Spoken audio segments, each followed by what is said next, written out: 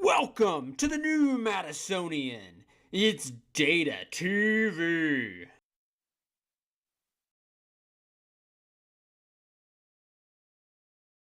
Longmire is a TV series on Netflix, and it used to be on A&E, though A&E inexplicably canceled the show in spite of having record viewership. Fortunately for Longmire fans, Netflix acquired the rights, and I must admit it's a guilty pleasure for me. Longmire takes place in the fictional Absaroka County, Wyoming, with the sheriff's office in the town of Durant. And Durant appears to be based off of the real world equivalent of Buffalo, Wyoming, which is in Johnson County. So this is what we'll use for our comparisons. Now, you could say Absaroka County has a little bit of a violent crime problem. In the show's 6-season run, we see everything from a serial killer to violent anti-government extremists to a religious cult.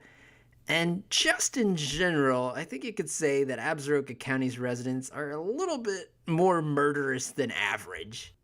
In spite of the sky-high violent crime rate in Absaroka County, there are only 3 officers in the entire sheriff's department for much of the show. In comparison, the real-world Johnson County has more people listed as admins on its website. Now, the reason I call Longmire a guilty pleasure is because in spite of it being a very entertaining show, it's also extremely unrealistic. And while Walt Longmire is the protagonist and hero of the show, by most objective measures, he's actually a very terrible sheriff. Walt is constantly accusing people of crimes without any evidence, particularly Jacob Nighthorse, who he seems to think is responsible for every crime in the entire county. And let's just say that some of these murder confessions Walt extracts probably wouldn't hold up in a court of law, like this one for instance. You got nothing on me. Big bastard. What the hell? I got something on you. Scent of beef, blood, which is the smell of waffles here knows well. So here's the deal. You tell me that you did what I know you did, I won't unlock this cage. Or who could forget the time Walt lassoed a man to a horse in order to extract a confession? You think I killed Titus? I didn't have anything to do with that. What the hell are you doing? Same thing you did to Titus. That's a horse you tied Titus to. Big fires that gun, and that mare will take off, so either you tell me what you did to Titus, or you're gonna learn firsthand what he went through. But enough commentary. Let's get down to the analysis and look at the homicide rate in Longmire's Absaroka County versus the real United States. We used data from a Grantland article written by Ben Lindbergh, and he calculated the number of homicides in Longmire's Absaroka County. We then extrapolated that data for a full year.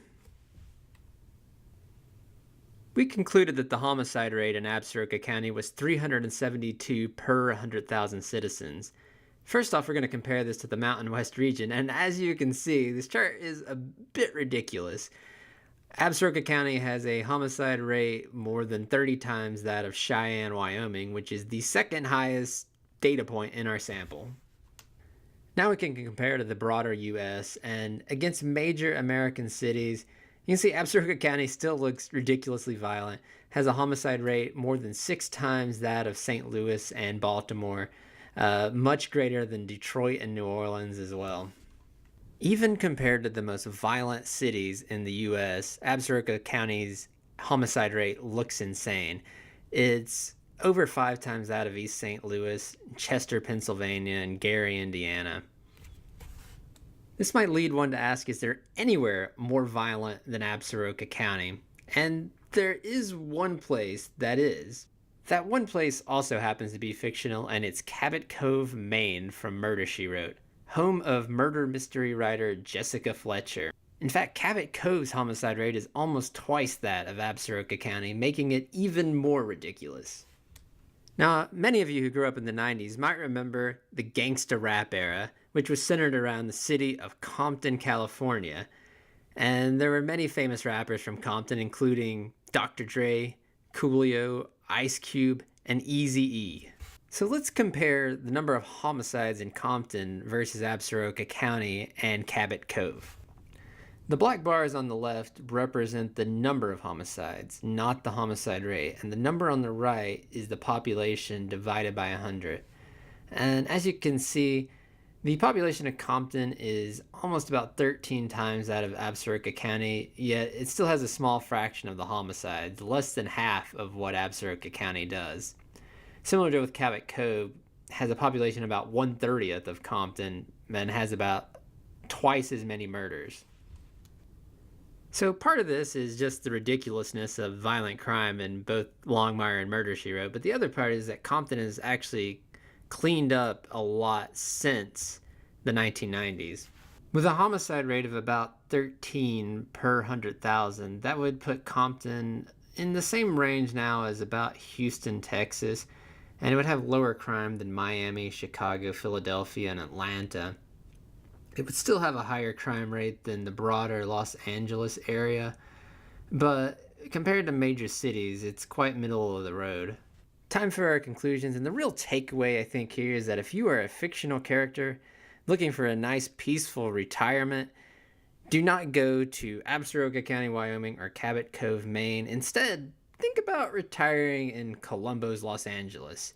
Homicide rate of 3 per 100,000. It's pretty good. All right, that's it for this episode. If you enjoyed our content, make sure to give us a like, push the subscribe button. Thanks for watching.